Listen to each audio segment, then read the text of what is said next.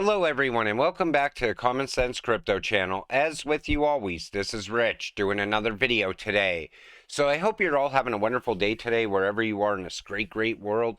We're going to talk about FTX in this video. If you didn't know already, Gary Gensler was in front of Congress and he was dodging most of the questions they were asking. But I didn't want to jam-pack a whole bunch of videos into one video and talk about it all as one. I figured I'd break it down individually, because it's such a mess what's going on at the SEC. So that's chump change compared to Joe and Democrats and a few traitor Republicans. We're profiteering money laundered with FTX, stealing billions of tax dollars. Senior citizen politicians think they're so slick, it's not like we can't see the transfers on the blockchains. And we knew about the money laundering before the fall of FTX. Well, today they grilled Gary on why he's not turning over documents. So I'm going to play the video and I'll talk about it a little bit as well. I believe in congressional oversight, and I know okay. All right, moving on. I'm taking that as a no. So the climate disclosure request, you like that. You're responding to our FTX request solely with publicly available documents.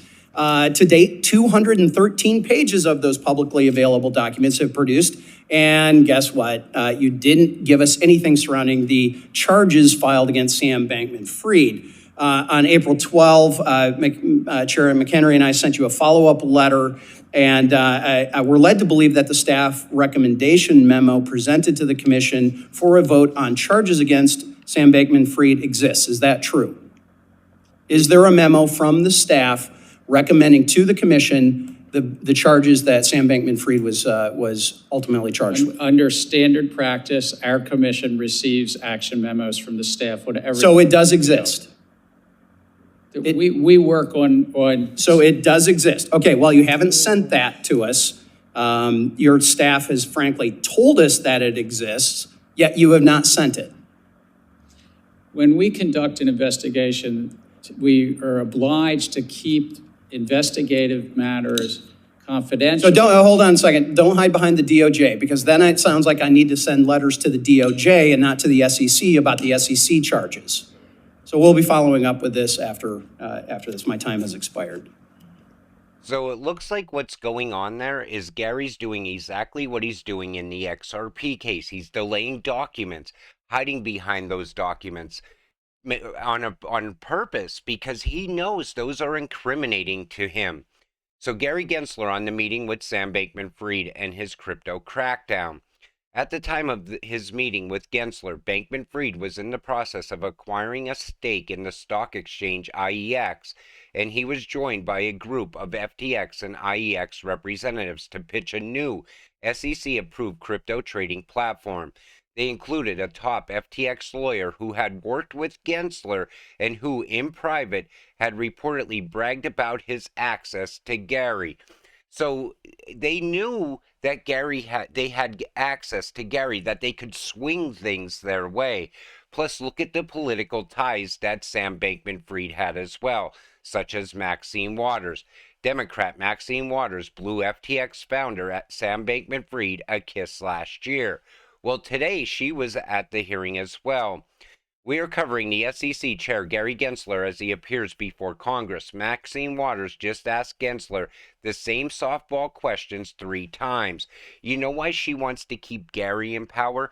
Because they can control him. Again, it's all tied to corruption.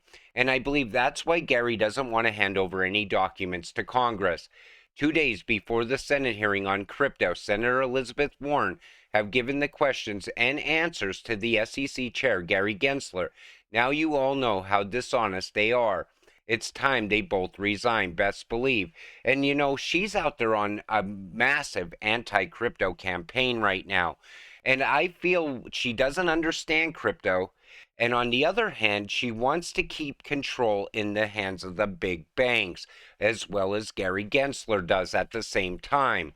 Put it this way, it was so bad that they actually had to ask Gary Gensler if he talked to Elizabeth Warren before he showed up today. So I'm going to play that video really quick as well. Gensler, in advance of today's hearing, did you coordinate acceptable responses with Senator Elizabeth Warren? No, I'm speaking on my own behalf. Chairman Gensler, in advance of today's hearing, That's did pretty you coordinate bad when they acceptable actually have responses to with ask the head of the SEC if he talked to Elizabeth Warren before he showed up in front of Congress. Now, let's take a look at where FTX is going from here. We know FTX is planning to reopen the exchange. I said in previous videos, I don't feel that's a good idea unless they're going to do a full rebrand. And a lot of other people actually look at this as them trying to reopen the money laundering campaign again. And most people will never trust FTX. New investors coming in, they got hit from the mainstream media that the fact that crypto's dead and FTX was dead for months. So they're never going to use that exchange. People inside of crypto, they know better than to get fooled again. Ukraine caught embezzling at least $400 million from U.S. aid. Now, this is actually pretty tragic. So Ukraine's government has been caught embezzling at least $400 million in taxpayer-funded U.S. aid that was meant to help the nation's war effort amid the Russian invasion, according to an explosive new report. Renowned investigative journalist Seymour Hersh has revealed that President Vladimir Zelensky, together with senior Ukrainian government officials and 35 generals, embezzled funds meant to buy diesel fuel for the Ukraine's army. According to Hersh, the CIA discovered the embezzlement scheme and found that the nation's leaders were stealing the money to buy luxury cars and other items and live lives of opulence. America has been sending huge sums of cash to Ukraine to buy fuel due to the alleged difficulty the country has in importing diesel amid the ongoing war. Due to these claimed limitations, Ukraine insists that it had to import fuel at a vastly increased cost. The embezzlement scheme reportedly involves Ukraine buying cheap diesel from Russia at a massively inflated price, allowing Zelensky, Russian President Vladimir Putin, and both leaders' allies to make hundreds of millions of dollars in profit at the expense of the American taxpayer. And yet people in this country are putting the Ukraine flags up all over the place. We need to keep the money in this country. People are suffering in this country right now. You know, we need to put America first for once instead of continuing with this because, we just came out of tax season. Most people had to pay in taxes. They want to see the dollars go to good. They want to see the roads fixed. They want to see infrastructure also getting improved inside this country at the same time. They want to see homeless people maybe get taken off the streets. But yet, we still continue to hear how this president wants to send money to the Ukraine. It's absolutely tragic.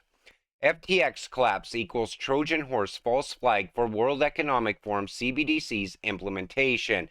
And we knew it was also tied to the World Economic Forum. They recently, well, right after the crash of FTX, they took that off of their website. And I believe they were behind the fall of FTX all along to bring about crypto regulations and usher in a CBDC. It's like all these people played a part in a massive scheme that took place with FTX, and it didn't help the crypto space in any way. If anything, it chased future investors out of crypto, it shook out a lot of weak hands, and it hurt a lot of people as well. People that probably absolutely love crypto until all their money was wiped out by FTX. Then they leave crypto for good at a loss as well. This is going to continue to play out over time. I still feel that they're going to fire Gary Gensler. A lot of people in the comments section said, don't worry, he's not going anywhere. They're going to make sure of that. Well, we'll have to wait and see how it works out for Gary. But again, I believe we need a whole new leadership inside the SEC. People that will actually take responsibility for their actions instead of trying to push it in another direction. We need leadership that isn't corrupt. We need leadership that's not going to sit there and look out for the big banks while they crush the retail investor. Regulations are coming, and we need the right regulations put in place to keep the retail investor in crypto. Because I still believe that crypto is the only thing that can fix the current financial system, and we know how important it is to the new financial system that's coming. Yeah, I still think that a lot of politicians out there, I mean, people that absolutely love America, they want to keep the current financial system afloat. They want to fix it. Anybody who's corrupt, I feel they just want to take the current system down and get that reset. You see it happening with the Treasury, the Fed. The White House wants the same thing. They want to start over at balance zero as far as debt. And they'll run us right back into debt anyway. But we'll keep an eye on what's going on with FTX. Any more announcements around it, I'll definitely let you know. I'm going to do a lot of other videos around that SEC hearing today, and Gary Gensler, because there's so much more to this. Well, with that said, I'm going to wrap up this video. I want to thank you all for watching. I appreciate all of you watching my videos. We'll see you in the next one. Have a great night.